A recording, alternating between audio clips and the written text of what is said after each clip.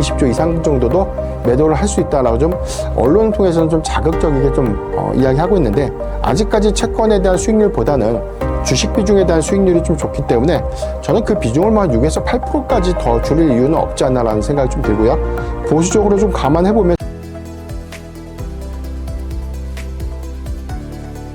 매주 화요일 저녁 8시에 진행되는 무료 특강, 아래의 고정 댓글에서 신청해주세요. 네, 반갑습니다. 기업공시연구소의 변영인 대표입니다.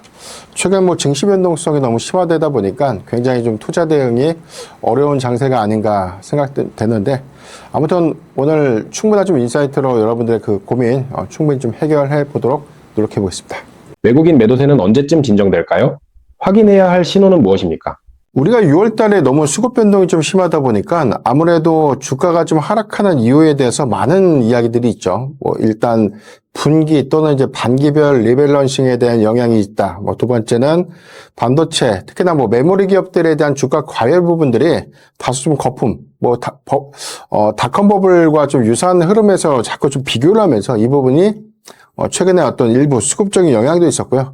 가장 중요한 건 외국인의 매도세가 좀 가장 크지 않았나라고 보고 있는데, 상반기 외국인 순매도 규모가 147조인데 공교롭게 이제 5월 7일부터 한 16거래일 정도 재차 외국인들이 많이 팔았고, 오늘까지도 지금 외국인이 좀 많이 팔고 있는데, 제가 아까 체크를 할 때까지만 하더라도 5월 7일부터 현재까지 한 124주 정도가 외국인이 좀 매도를 했어요. 그러니까 1월부터 6월까지에 대한 전체 기간 중에서 5월 7일 이후부터 6월 말까지 좀 집중됐던 외국인의 매도가 거의 120조 원대 육박하고 있다. 이건 뭐냐면 5월 7일부터 이제 환율이 급격하게 좀 상승을 했는데, 환율의 상승 기조가 최근에 이란 리스크가 좀 완화되면서 유가가 좀 내리고 있음에도 불구하고 환율이 좀 잡히고 있지 않죠. 지금 1,500원대 중반에서 아무래도 형성을 하다 보니까 외국인에 대한 수급 이탈들을 좀 더 가속화시키는 영향이 있었다고 보고 있고, 지난 6월 말 이전까지는 외인 중심에서도 이 리밸런싱에 관련된 수급 이탈 부분들이 있었지만, 일단 7월 들어와서 지금 2거래일째 외국인의 매도세가 그래도 좀 높다는 점들을 좀 고려해보면 아무래도 이제 환율에 영향이 좀 상당하지 않을까. 관건을 얼마만큼 빠르게 이제 환율이 좀 내릴 것인가가 좀 중요할 것 같은데, 우리가 4월 지표를 보면 외국인이 순매수를 좀 했거든요. 그 기조가 환율이 1,400원대 중반 밑으로 좀 떨어졌던 그런 계기가 있었는데, 그런 시점들이 좀 더 구체화가 좀 되면 환율을 어느 정도 방향성을 좀 잡으면서 외인의 수급을 전환시킬 수 있는 계기가 좀 될 수 있지 않을까라고 보고 있는데, 저는 핵심 쟁점이 7월달 한국은행에서 금리 인상을 좀 주목해 봐야 될 것 같아요. 그러니까 무조건 좀 금리를 올리는 것 자체가 증시에서에 대한 리스크 요인이다라고 좀 많이들 이야기는 하고 있지만, 제가 볼 때는 금리를 좀 올려서라도 환율에 대한 어떤 상방 부담들을 확실하게 좀 잡아낼 수 있거나, 또는 환율의 상승을 좀 억제시킬 수 있는 요건이라면 그래도 금리 인상이 좀 극약 처방은 좀 될 수 있겠다라고 보고 있기 때문에, 금리 인상 시점에 따라서 환율이 얼마만큼 안정화가 좀 될 수 있는지 그 부분을 좀 주목해 봐야 되지 않을까라고 보고 있습니다. 하반기 코스닥에도 기회가 올까요? 주목할 업종은 무엇입니까? 우리가 5월 22일 날 국민성장펀드에 대한 기대감들이 좀 반영되면서 2거래일 정도 코스닥이 4%에서 이제 지수 상승을 좀 했습니다. 다만 이제 6월 기점에서 반도체 투톱에 대한 수급 변동이 좀 심화되면서 밀리다 보니까 지금 코스닥은 사실 상승폭 대비해서 더 많이 좀 하락을 했고요. 일단 반도체 투톱이 조금 쉬어가는 구간에서 최근 기점에서는 오히려 코스닥 30주년 기념 행사를 좀 앞둔 그런 정책 기대감들이 좀 발현되면서 코스닥 종목들, 개별 종목들에 대한 상승이 좀 나왔지만, 시장에서 보는 그 체감 수익률은 굉장히 좀 미비하지 않았나. 특히나 아직까지 낙폭 대비해서에 대한 회복률이 좀 미비한 부분들. 오늘도 코스피가 5% 정도 좀 밀리고 있는데 코스닥이 5.2% 정도 더 하락하고 있어요. 그러니까 상승폭에 대한 괴리를 좀 감안해보면 코스닥이 900선까지 좀 깨진 상황이기 때문에 수급적인 어떤 불리함은 더 우려되는 상황들이 되지 않나라고 보고 있기 때문에, 코스닥이 다시금 좀 추세를 좀 확실하게 좀 전환시키기 위해서는 일단 코스피 반도체 투톱의 수급 변동이 완화가 돼야 될 것 같아요. 너무 그 변동성이 좀 심화되다 보니까 아무래도 수급의 동조가 코스닥에서 더 심하게 좀 반영되고 있는 측면들이 있기 때문에, 일단 반도체 투톱의 수급이 큰 변동성을 좀 수반하지 않은 안정화 단계가 좀 필요할 것 같고요. 정책이 이제 가을로 좀 연기가 좀 됐는데, 공교롭게 이제 2분기 실적 시즌이 좀 종료가 되면 8월과 이제 9월로 이어지는 정책 기대감들이 코스닥 개별 종목들에 대한 상승을 좀 일으키면서 지수가 조금 어느 정도 좀 상방을 지지해 줄 수 있지 않을까라고 판단해 보는데, 명확하게는 아직 전반적인 수급 여건들이 좀 개선되고 있지 못하다 보니까 현재 시점에서 코스닥에 대한 비중을 좀 높여가는 것은 다소 좀 무리가 있지 않나라고 보고 있습니다. 국민연금 리밸런싱이 국내 증시에 미칠 영향은 어느 정도일까요? 네, 국민연금 리밸런싱에 대한 규모가 언론마다 틀려요. 처음에는 뭐 50조 원대 초반, 뭐 60조 원대, 뭐 많게는 뭐 160조 뭐 이런 얘기가 나오고 있는데, 그 수치가 좀 달라지고 있는 이야기는 일단 뭐 국민연금 쪽에 이게 운영 전략들을 좀 봐야 될 것 같아요. 그러니까 두 가지 방법으로 일단 이 운영을 좀 하고 있는데, 첫 번째가 이제 전략적 자산 배분이라는 게 있고, 두 번째가 전술적 자산 배분인데, 전략적 자산 배분은 뭐냐면 일단 뭐 국내 주식 비율 또는 뭐 채권, 해외 주식, 뭐 해외 채권에 대한 비율을 어느 정도 이제 설정을 해서 그 비율에 맞춰서 이제 투자를 하는 거예요. 전술적 자산 배분은 그 정해놓은 비율에 따라서, 예를 들어 이제 시장의 상황들이 증시가 더욱더 우호적이면 증시의 비중을 더 높이고 채권의 비중을 좀 조절하면서 그렇게 좀 탄력적으로 좀 운영하는 방식인데, 플러스 마이너스에 대한 이 오차가 좀 있어요. 일단 더 살 수 있고 더 줄일 수 있는 그 폭이 있는데, 전략적 자산 배분이 한 2에서 6%까지를 줄이거나 늘릴 수 있고,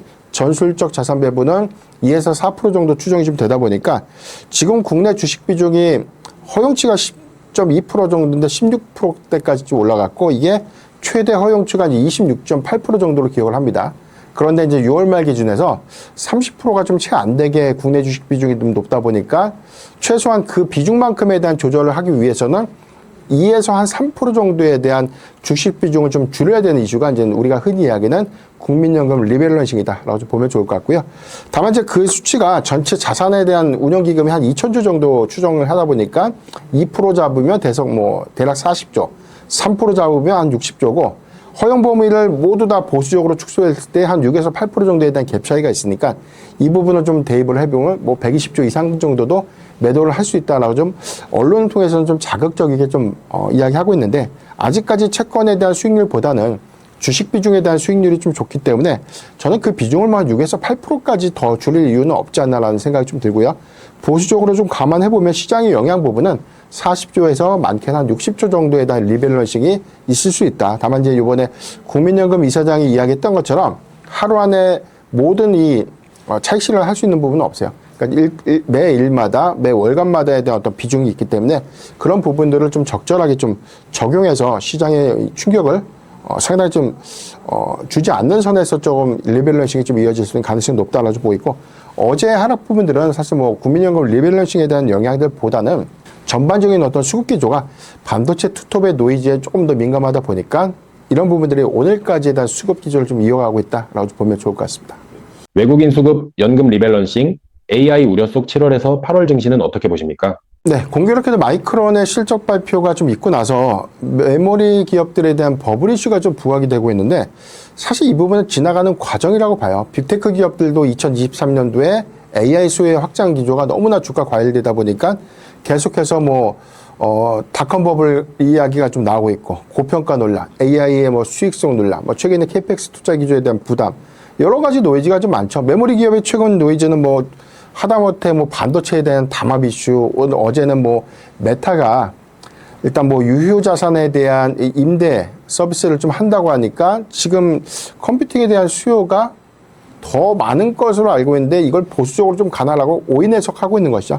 다만 주가 회복이 좀 더 되고 있지 않는 부분들은 아무래도 그런 어떤 민감도가 좀 반영되고 있는 구간이다라고 좀 보고 있기 때문에, 제가 좀 개인적으로 좀 판단해 볼 땐 다음 주 삼성전자 실적 발표를 좀 기점으로 보면 하반기에 상당한 전략들이 달라질 수 있겠고요. 물론 이제 빅테크 기업들에 대한 어닝 시즌도 구체화가 좀 될 수 있는 부분이기 때문에 지금의 수급 변동이 조금은 힘들지만 그럼에도 불구하고 충분히 추세가 좀 전환될 수 있는 가능성에 대한 무게감을 둬야 되지 않을까라고 좀 보고 있습니다. 8월까지에 대한 어닝 시즌에 대한 그런 모멘텀들은 좀 유효하고요. 만약에 어닝 시즌이 좀 끝나게 되면 개별적인 이슈에 따라서 종목 섹터를 좀 다르게 가져가야 될 것 같은데, 지금 너무 이제 수급 변동이 좀 심화되다 보니까 아무래도 현재는 어닝 시즌의 선제적인 대응이 더 필요하다. 이 점도 잘 참고하면 좋을 것 같습니다. 현금 5천만 원으로 투자한다면 어떤 업종과 종목을 담으시겠습니까? 네. 제가 방송에서 항상 좀 강조를 좀 드렸는데 지금 수급 변동이 좀 심화된 장세에서는 최소 현금 비중을 30에서 많게는 한 40% 정도까지 유지하는 게 좋습니다. 지금 30%라고 좀 추정을 해보면 한 1,500만 원 정도의 현금 비중은 항상 좀 보유하는 게 좀 좋을 것 같고요. 그렇다면 이제 나머지 3,500만 원 비중 중에서 저는 한 2,000만 원 정도는 반도체 투톱, 오늘같이 삼성전자와 SK하이닉스가 좀 밀릴 때 이런 구간에 조금 더 집중을 하는 것이 좀 맞지 않을까. 다만 오늘처럼 뭐 한꺼번에 좀 많이가 아니라 어제도 밀렸고 오늘도 밀렸던 것처럼 어느 정도에 대한 분할 매수 관점에서 좀 접근을 해야 될 것 같고요. 이런 가지고 한 2,000만 원 정도는 삼성전자 또는 뭐 SK하이닉스 아니면 좀 합산해서 좀 가져가는 전략 유효하고 나머지 이제 1,500만 원 정도는 개인적으로는 이제 실적에 대한 기대 요인들이 큰 뭐 화장품 섹터들, 그다음에 뭐 전력 설비 같은 1분기 때 실적에 대한 잠재력이 굉장히 좀 좋았던 종목들이 이번 2분기에도 유사한 흐름들 좀 보여줄 수 있다라고 좀 판단이 좀 되고 있는데 개인적인 생각에서는 엔터주가 실적에 대한 기대치 대비해서 주가가 너무 현저히 좀 떨어진 측면들을 좀 고려해 보면 저는 엔터주 정도에서는 한 500만 원 정도, 그 다음에 최근 낙폭이 좀 컸던 현대차도 한 500만 원 정도, 나머지 한 500만 원 정도는 기판주 정도로 좀 보고 있는데 저는 이제 대형주 중심으로 좀 보는 게 맞다. 아직은 코스닥에 대한 전반적인 수급들은 주가가 상당히 좀 많이 떨어진 매력도는 있지만 그 변동성이 좀 취약하다는 점들을 좀 고려해보면 대형주 중심의 포트 전략이 유효하지 않을까라고 보십니다. 반도체주 하락의 가장 큰 원인은 무엇입니까? 일단 수급적인 노이즈라고 보면 좋을 것 같아요. SK하이닉스가 이제 300만 원 터치하고 난 이후에 일단 이 부분에 대한 고점 신호다. 이건 뭐 추정하는 사람들이 좀 이야기를 하고 있는 부분이고요. 그런 부분들을 흔들릴 이유가 없습니다. 뭐 마이클 버클리 같은 분들도 뭐 지금 뭐 아시아권 증시, 뭐 국내 증시, 메모리 기업들에 대한 고점 논란, 뭐 언제든지 항상 그 부분은 부정적으로 좀 이야기했던 부분이었기 때문에 한 번도 좀 맞았던 이력들이 좀 없었고요. 두 번째는 메타 같은 빅테크 기업들 또 이제 하이퍼스케일러들에 대한 어떤 수요의 좀 민감성을 좀 반영시키는 부분들.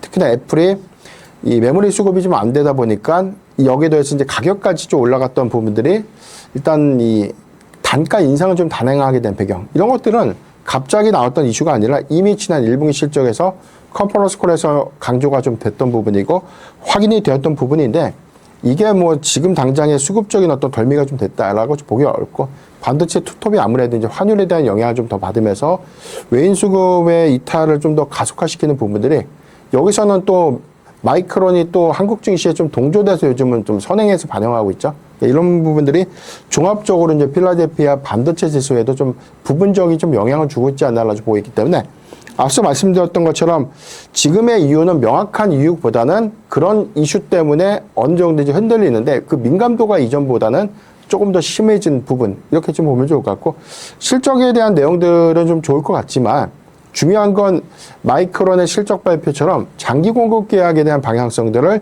삼성전자와 SK하이닉스가 어떻게 좀 보여줄 수 있는가 이런 신호가 좀 구체화가 좀 되면 하반기 그리고 2027년도와 2028년도까지에 대한 외형 확장 부분들 충분히 좀 기대할 수 있는 부분이기 때문에 이번 실적의 관전 포인트는 장기 공급 계약에 대한 내용들을 주목해 볼 필요가 있지 않나라고 보습니다. 지금 반도체주는 손절 구간일까요? 분할 매수 기회일까요? 일단 보유 비중에 따른 영향들이 좀 다른 것 같아요. 항상 비중이 좀 중요할 것 같은데 지금 삼성전자, SK하이닉스가 좀 조정을 받지만 상대적으로 좀 위에서 많이 사신 분들은 조금 기다리는 게 맞죠. 왜냐하면 아직까지 그 흔들림에 대한 강도가 좀 크기 때문에 지금 의미는 뭐 20만 원대 중반을 뭐 삼성전자가 깬다 또는 SK하이닉스가 다시 200만 원대를 좀 깬다. 그 부분을 좀 의미하는 것은 아니지만 최근 2거래일간의 이 증시 변동폭이 좀 컸던 점들을 좀 고려해 보면 어느 정도 수급에 대한 방향성을 확인하고 난 이후에 접근하는 것이 맞다라고 좀 보고 있고 전혀 삼성전자와 SK하이닉스를 지금 보유하고 있지 않다라고 좀 보유하고 있지 않은 그런 투자자분들이라면 저는 현재 시점에서 충분히 좀 분할 매수 관점에서 모아가는 전략이 유효하지 않을까라고 보고 있습니다. 그래서 관점에 따라 좀 다르지만 신규적인 접근은 가능하다. 다만 많은 비중을 좀 갖고 있다면 여기서 추가적인 비중 확대는 조금 더 수급의 방향성을 보고 우리가 접근해야 되지 않을까라고 좀 판단해 보겠습니다. HBM 가격 인상이 삼성전자, SK하이닉스 주가 레벨업으로 이어질까요? 네, 충분히 뭐 레벨업 할 수 있는 부분이죠. 가격 상승 기조와 수요가 같이 연동되는 P와 Q가 같이 연동되는 구조를 우리가 가장 베스트적인 부분으로 보고 있죠. 다만 우리가 메모리 사이클에 대한 자꾸 이견들이 좀 나오고 있는 이유가 3년 주기로 업 사이클과 다운 사이클 좋았다가 나빴다가 이게 3년 주기로 좀 반복되다 보니까 정말 뭐 가격 상승도 이어지고 있고 AI 수요에 따라서 그 출하량도 늘어나고 있고 숫자도 잘 나오고 있는데 과연 이 기조가 조금 더 오래 갈 수 있을까라는 시장의 의문이죠. 그래서 말 그대로 3년 주기를 지금 기점으로 보면 내년도 하반기부터 꺾이는 거 아닌가. 그럼 이제 슬슬 팔아야 될 것이 아닌가. 그런 우려감들이 좀 있는 거고요. 반면에 지금 이 기조가 더욱더 강화될 수 있다라고 좀 보고 있는 시각들은 메모리 가격에 대한 의견들이 전반적으로 증설 투자 효과와 좀 맞물려 있다는 것이죠. 지금 보수적인 증설 투자를 했기 때문에 더 많이 공급하고 싶어도 물량이 달리는 겁니다. 그래서 지금 신규 투자에 대한 방향성들을 좀 제시해주고 있지만 이 부분이 수요와 예측 수요가 좀 결합된 부분인지 여부가 좀 중요할 것이기 때문에 마이크론처럼 지금 16개 기업들과에 대한 장기 공급 계약 체결 부분들은 삼성전자, SK하이닉스의 그 폭을 더 크게 기대할 수 있는 포인트가 좀 될 수 있기 때문에 HBM 가격 상승 기조가 더 오래 지속된다는 관점에서 보면 원래 이익 성장 기조가 더 뚜렷하다는 관점에서 충분한 밸류에이션에 대한 상향 가치를 기대해 볼 수 있지 않을까라고 보고 있습니다. 하반기 반도체 소부장의 기회가 온다면 주목할 탑3는 무엇입니까? 네, 소부장주도 계속해서 좀 봐야 될 것 같죠. 다만 지금처럼 이제 단기적인 낙폭이 좀 클 때는 소부장주를 좀 우선하는 게 아니라 반도체 투톱을 좀 우선해서 보는 게 맞고요. 만약에 보유 비중이 적정하게 좀 있다면 여유시들을 갖고 소부장도 좀 봐야 될 것 같은데 최근에 코스닥 안에서 반도체 소부장, 특히나 전공정 장비주들에 대한 흐름들이 좀 굉장히 좀 좋았습니다. 이런 관점이 뭐 단발적인 어떤 상승이냐 아니면 전반적인 선단 공정 투자가 확대됨에 따라서 장기적인 어떤 이익 기여를 좀 할 수 있는가 이게 좀 중요할 것 같은데 이런 관점에서 보면 저는 전공정 장비주를 좀 선행해서 좀 봐야 될 것 같고요. 두 번째가 좀 미세화 공정, 세 번째는 한 소재주 정도를 좀 봐야 될 것 같은데 먼저 선행해서 움직여주는 전공정 장비는 우리가 흔히 알고 있는 증착 장비죠. 그래서 지금 주성 엔지니어링이라든가 테스 같은 증착 장비 기업들 코스닥 시총 상위단 안에 포진하고 있는 그런 기업들을 좀 봐야 될 것 같은데 대표적으로 저는 뭐 주성 엔지니어링보다는 테스가 조금 더 상승의 여력 관점에서 주목을 해봐야 되지 않을까. 왜냐하면 BSD라는 장비, 미세화 공정에 대한 장비를 같이 좀 병용해서 좀 가져갈 수 있는 부분이기 때문에 테스를 좀 보면 좋을 것 같고요. 두 번째 원익 IPS 같은 종목들. 이 부분에 대한 뭐 전반적인 메모리 증설 투자에 대한 어떤 가장 큰 수혜가 좀 될 수 있는 부분이기 때문에 원익 IPS. 세 번째는 이제 소재주 안에서는 동진 세미컴을 좀 봐야 될 것 같습니다. EUV 공정에 대한 고도화 부분들이 더 많이 진행되면 될수록 포토 레지스터 소재에 대한 어떤 유입량들은 굉장히 크게 좀 반영될 수 있는 부분이기 때문에 테스, 원익 IPS, 동진 세미컴을 말씀드리겠습니다. 메모리와 소부장을 통틀어 반도체 원픽 종목은 무엇입니까? 일단 전체적인 관심주에 대한 내용들을 좀 보면 개인적으로는 전 아까 말씀드렸던 이제 반도체 투톱을 좀 봐야 된다라고 좀 말씀드렸는데 이 부분에 너무 식상하기 때문에 이 부분을 좀 제외한다면 저는 전공정 장비주 특히나 코스닥 시장의 어떤 정책 활성화 부분들 그다음에 뭐 승강제에 대한 논의가 좀 나오게 되면 시총 상위 종목들에 대한 수급이 굉장히 좀 이점을 좀 보일 수 있을 것 같습니다. 아까는 좀 테스트를 좀 말씀드렸던 부분들은 수주의 연동 성과 관점에서 좀 봐야 되는 종목이 있고 전반적인 어떤 이 시장의 수급 여력 그다음에 ETF에 대한 어떤 확대 그다음에 패시브 자금에 대한 유입 효과 이런 것들을 좀 고려해 보면 주성 엔지니어링의 상승 탄력도를 좀 더 주목해 봐야 될 것 같고요. 이 부분은 성과적인 측면들을 좀 논의를 하더라도 수급적인 어떤 이점도 같이 반영될 수 있지 않을까라고 보이기 때문에 주성 엔지니어링을 주목해 보자 라고 말씀드렸습니다. 반도체주에만 3천만 원을 투자한다면 어떤 종목을 담으시겠습니까? 3천만 원이라는 걸 굳이 좀 비중을 좀 나누기는 애매할 것 같아요. 전체 투자 금액에 대한 CD가 좀 크면 상관이 없겠는데 지금 3천만 원을 갖고 현명하게 좀 투자를 하는 것이 좀 맞다라고 좀 보면 저는 개인적으로 한 300에서 400만 원 정도는 삼성전자 또는 SK하이닉스의 이제 단일 종목 2배 레버리지 ETF를 좀 공략해 보는 게. 근데 만약에 올라가기보다는 최근같이 이제 저점이 계속해서 좀 나오는 구간에 조금씩 저는 접근하는 것이 유효하지 않을까. 다만 이제 단서는 절대 큰 비중을 좀 반영시키면 안 돼요. 그러니까 이거는 전체 투자의 시대액들을 좀 고려해서 좀 말씀드렸던 부분이기 때문에 300에서 많게 한 500만 원 정도 수준은 단일 종목 2배 레버리지 ETF. 나머지 한 1,000만 원 정도에 대한 여력을 좀 갖고 있다라고 보면 삼성전자, SK하이닉스의 저는 보통주를 좀 관심 있게 좀 봐야 될 것 같고 나머지 한 500만 원 정도는 현금 비중을 좀 유지하는 게 좋을 것 같고요. 500만 원은 그 시장의 상황에 따라서 좀 다르게 좀 대응을 해야 될 것 같은데 일단 반도체 포트폴리오를 다 가져가기에는 오늘 같은 어떤 수급이 너무 같은 영향을 받을 때는 좀 우려감이 좀 있지 않나. 그렇다면 이제 반대적으로 반도체주가 좀 쉬어갈 때 해당되는 영향들 좀 해치할 수 있는 그 기타 섹터 부분들을 뭐 단기적으로 좀 접근하는 그런 부분들이 유효하지 않을까라고 좀 판단해 보겠습니다.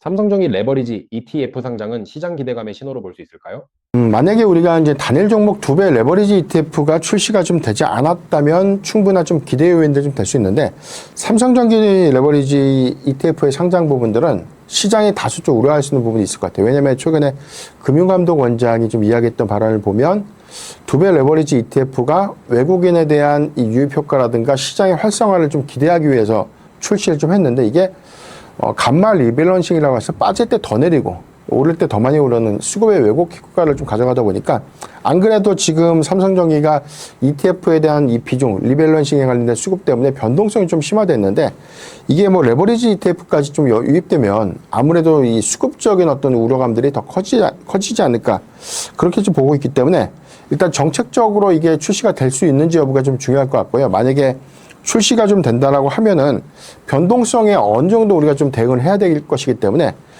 큰 폭의 조정 시에만 좀 접근은 좀 가능하지 않을까. 그렇지만 우리가 완만한 상승 기조를 좀 가고 접근하기에는 수급의 왜곡은 좀 조심을 해봐야 되지 않을까라고 보고 있습니다.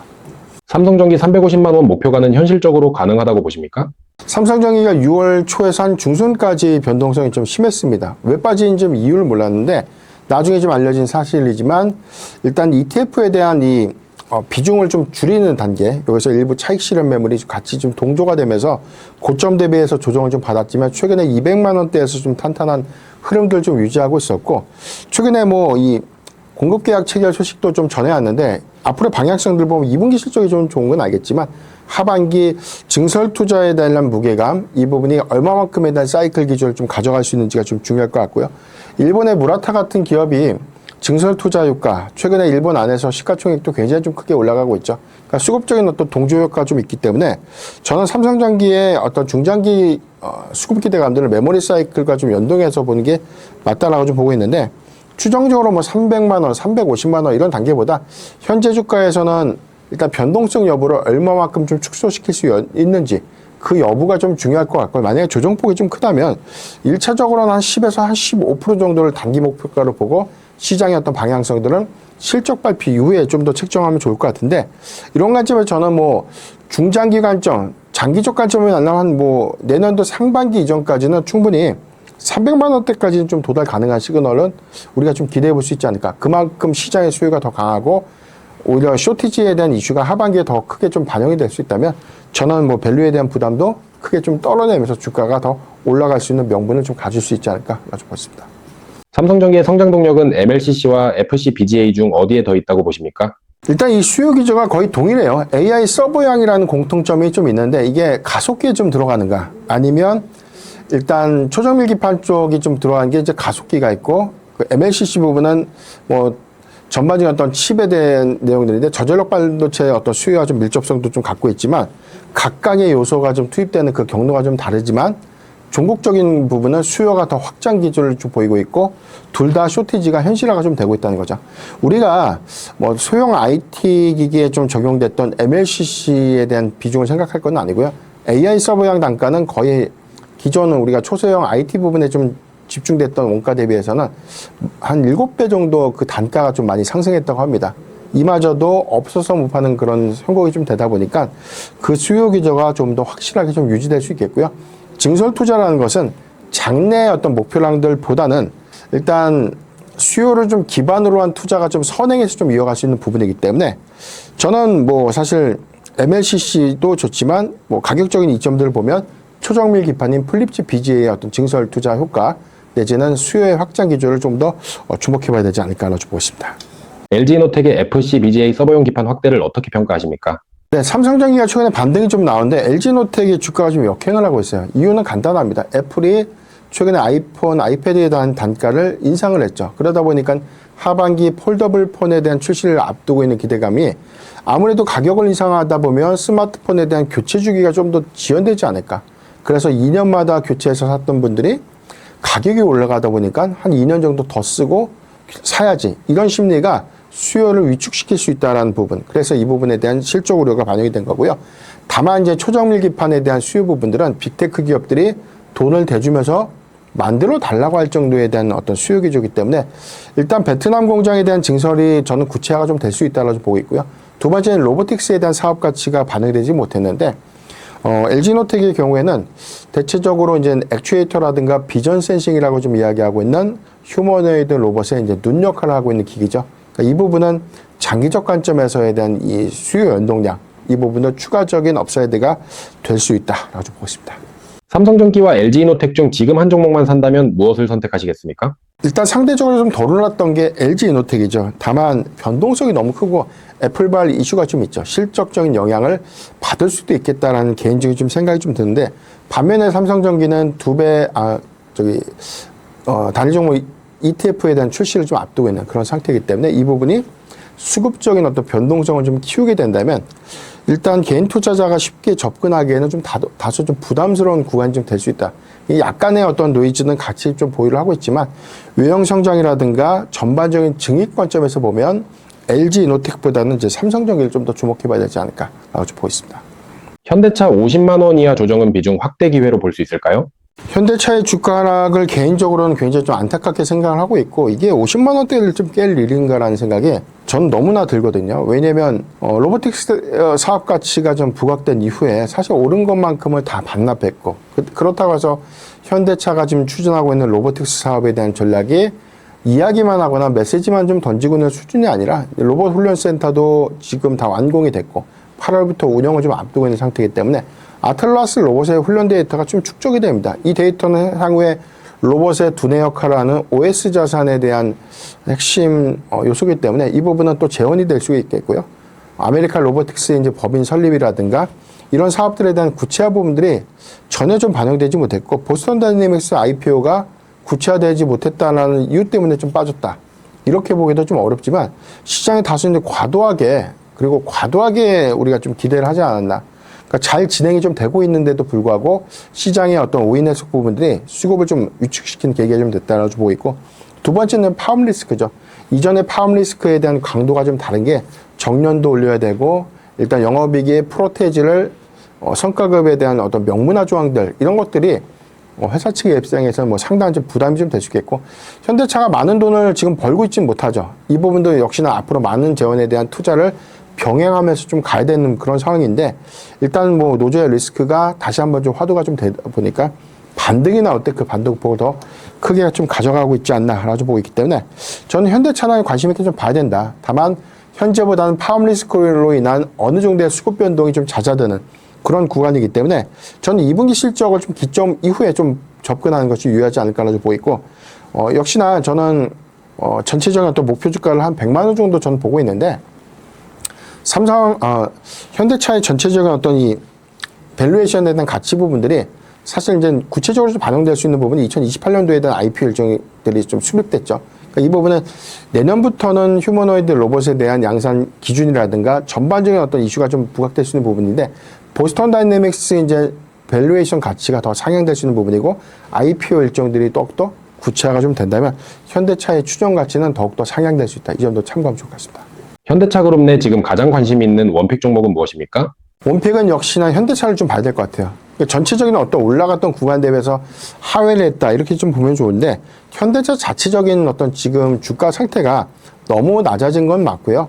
지금 사실 현대차가 20만 원대 중반, 30만 원대 주가가 50만 원까지 좀 올라왔을 때 저는 자동차 사업에 대한 가치만 놓고 봤을 때 그 주가가 올라오는 것이 좀 당연하게 생각을 좀 했는데 50만 원대에서 80만 원 그리고 100만 원까지 갈 수 있는 요소들은 로보틱스에 대한 사업 가치, 그다음에 모빌리티에 대한 사업 가치를 같이 좀 반영시키는 그런 부분들이 좀 필요했지만 현재는 로보틱스에 대한 사업 가치가 전혀 반영되지 못한 밸류 구간이 아닌가라고 보고 있고 현대차에 대해서만 너무 인색한 것 같아요. 이 부분에 대한 사업 내용들이 조금 더 구체화가 좀 되고 관건은 이제 보스턴 다이내믹스의 IPO라는 방향성들은 언젠간 분명하게 좀 제시가 좀 될 것이다. 이거에 따라 전 장기 투자 관점에서 오히려 삼성전자와 SK하이닉스에 대한 어떤 상승폭만큼 현대차도 충분히 좀 상승할 수 있는 가치 주목해봐야 되지 않을까라고 보고 있습니다. 이재용 회장의 구미 로봇 투자 발표를 어떻게 해석하십니까?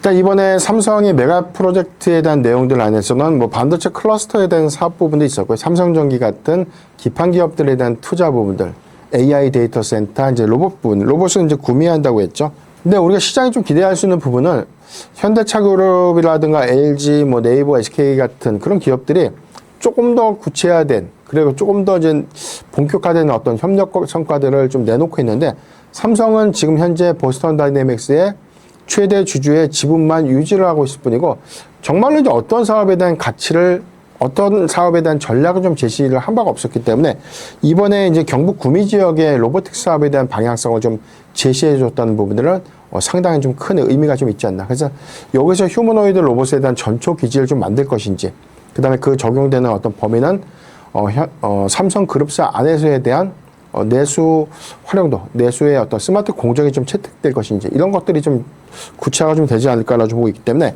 로보틱스에 대한 사업 가치가 조금 더 윤곽위로 올라갔고, 이 부분이 실질적인 어떤 투자 집행을 좀 가속화시키는 단계에서는 충분한 좀 기대 요인들이 좀 될 수 있는데, 아무래도 이제 이번 2분기 실적 발표, 특히나 이제 확정 실적 발표 이후에 컨퍼런스 콜에서도 한 번쯤 언급될 수 있는 사안이기 때문에, 저는 이번 2분기 실적 발표에 대한 컨콜 내용들을 조금 더 주목해 볼 필요가 있지 않을까라고 보기 때문에, 이 부분은 반도체, 로봇, 삼성그룹의 전반적인 어떤 전략 사항들을 시장의 어떤 기대 포인트로 참 작용할 수 있겠다라고 보고 있습니다. 지금 로봇 관련주를 관심 있게 볼 시점일까요? 원픽 종목은 무엇입니까? 냉정하게 좀 보면 시장이 오늘 같이 다 밀리고 있죠. 반도체가 좀 강한데 로봇의 이 주가가 과도하게 좀 밀려있다면, 저는 일부 비중을 뭐 로봇주에도 같이 좀 편입하는 것들은 매력도 있다고 봅니다.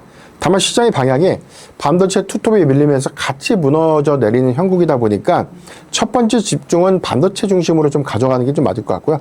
반도체 비중에 대한 여유가 좀 있다면, 저는 로봇주 중에서는 중소형주 단보다는 대형주 중심으로 좀 봐야 될 것 같은데, 이런 관점에서 저는 LG전자를 좀 관심 있게 좀 봐야 되지 않을까. 사실상 주가에 대한 어떤 변동폭이 좀 크지만, LG그룹주의 전반적인 어떤 이 수급 상황들을 좀 고려해 봤을 때, 사실 오른 것만큼 다 반납이 됐죠.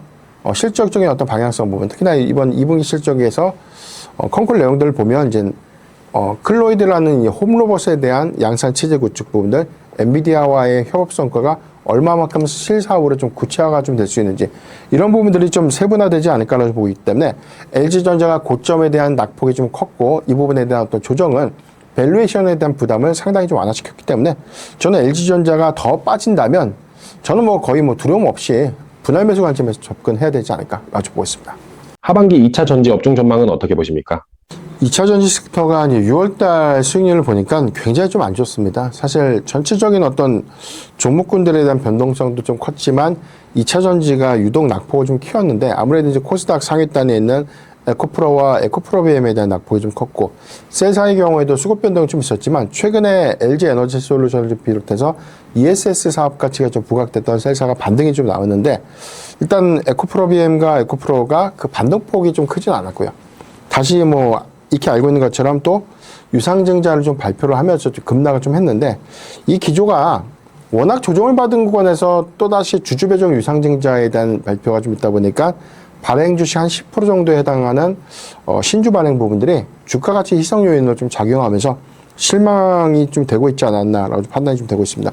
수출 데이터도 이제 4월과 5월, 6월 데이터에 대한 차이점이 좀 있었는데, 다만 좀 긍정적인 부분들은 셀 출하량이 4월보다는 5월달, 6월달이 좀 좋았습니다. 이 부분은 유럽의 전기차 판매량이 완만하게 좀 성장을 좀 하고 있고, 전체적인 어떤 수요 기저가 좀 회복세를 좀 보이고 있기 때문에 ESS 출하량과 좀 맞물리면서 전기차 출하량 부분들은 유럽 성장에 좀 맞물리면서 1분기보다는 2분기 실적 기대치가 좀 높기 때문에, 저는 배터리셀 3사의 어떤 실적 개선 부분이 이번 2분기 실적에 관전 포인트가 좀 될 수 있겠고, 이런 낙수 효과들은 양극 소재사, 기타 2차 전지 소재 장비단에도 상당한 좀 영향으로 이어질 수 있다라고 보고 있습니다.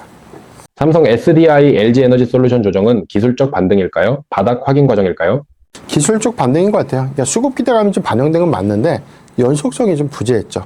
그러니까 수출 데이터에 대한 내용들이 좀 좋다면, 최근에 뭐 화장품주 같이 한 2, 3거래일 정도 안정적인 상승세가 좀 이어지는 그런 종목군들에 대한 흐름이 좀 나와줘야 되는데, 사실 ESS에 관련된 이슈가 좀 부각됐지만 LG 에너지 솔루션이라든가 뭐 삼성 SDI 같은 종목이 다음날 상승폭을 좀 반납한 모습 보였고, 오늘 같은 시장의 변동에서도 같이 좀 조정을 받다 보니까 아무래도 이제 고점 대비해서에 대한 괴리가 좀 심화되고 있지 않나. 다만 이런 과정들이 뭐 비단 뭐 2000지 섹터에 좀 집중된 건 아니고요. 반도체 투톱을 좀 비롯해서 여러 종목군들에 대한 수급 영향을 좀 같이 동조해서 좀 반영시킬 수 있는 그런 부분이기 때문에 사실 이번에 이 과도한 주가 조정이 반대로 이제 반등의 전환이 좀 될 수 있다면 그 반등폭은 좀 더 커질 수 있다고 보겠고요. 이 부분은 실적 발표를 통해서 상당히 좀 개선되지 않을까. 우리가 우려했던 1분기보다 2분기에 얼마만큼 실적 선방을 좀 하느냐. 이 여하가 하반기에 전반적인 이익 추정치를 더 높여주거나 실적의 확장 기조 관점, 그리고 종국적으로는 확연한 턴어라운드 기대감들을 좀 반영시킬 수 있는 부분이기 때문에 이런 부분들은 2분기 실적에 좀 더 주목해봐야 되지 않을까 보고 있습니다. 에코프로 급등락을 어떻게 해석하십니까? 다시 주도주가 될 가능성은 있을까요? 에코프로비엠이 주주 배정 유상증자를 했는데 에코프로가 더 빠집니다. 그러니까 지분의 관계를 보면 에코프로 자체는 사실 주가 가치 희석 요인이 없죠. 그런데 주가가 더 밀렸던 부분들은 아무래도 사실상 지주사 역할을 좀 하다 보니까 지분 가치에 대한 우려감들이 좀 반영됐고, 종국적으로는 에코프로비엠의 유상증자를 하게 되면 또 에코프로가 얼마만큼의 유상증자에 참여할 것인가, 이게 또 시장에 또 포커싱이 맞춰지다 보니까 수급에 좀 동조되지 않았나. 다만 이번에 뭐 유상증자에 대한 조달이 빚을 갚는 데 좀 사용하기보다는 타법인 주식 취득 또는 이제 시설 투자, 운영자금 이쪽인데, 이 타법인 주식 취득은 우리가 이렇게 알고 있는 것처럼 인도네시아 니켈 광산에 대한 지분, 경영권을 좀 확보하기 위해서 이제 투자를 한다는 부분인데, 시장에서는 지금 해당된 시선을 좀 곱게 보고 있지는 않아요. 왜냐면 지금 뭐 광산에 대한 투자가 부가적으로 좀 보면 맞지만, 지금은 뭐 LFP 양극재라든가 기술에 좀 더 고도화된 수익성 변화를 좀 타이트하게 좀 가져가야 되는 구간인데, 이 부분에 대한 어떤 증설 투자 기조가 시장의 방향성과는 좀 맞지 않다 보니까 아무래도 시장이 더 실망하고 있는 것이 아닌가라고 보고 있는데, 저는 뭐 이번 한 2, 3거래일간 어떤 조정 여파가 좀 상당히 좀 많이 반영됐던 측면들 좀 고려해보면 이 부분에 대한 저점이 좀 확인되고 난 이후에 어느 정도 가격선들을 유지를 해줄 것 같습니다. 다만 이전처럼에 대한 반등 여부는 얼마만큼 사업 전략들을 좀 확실하게 좀 제시해 줄 수 있는지, 두 번째는 코스닥 시장의 정책 활성화가 부각될 때 얼마만큼 수급의 이점을 좀 반영시킬 수 있는지, 이게 좀 중요한 것이기 때문에 지금 상태로서는 다소 좀 관망하는 게 맞을 것 같고요. 오히려 이제 시장의 수급 여건이라든가 하반기 그리고 장기적인 어떤 이 사업 전략들을 어떻게 좀 제시해 주는지 여부가 좀 중요하지 않을까라고 보고 있습니다. 현재 가장 관심 있는 2차 전지 원픽 종목은 무엇입니까?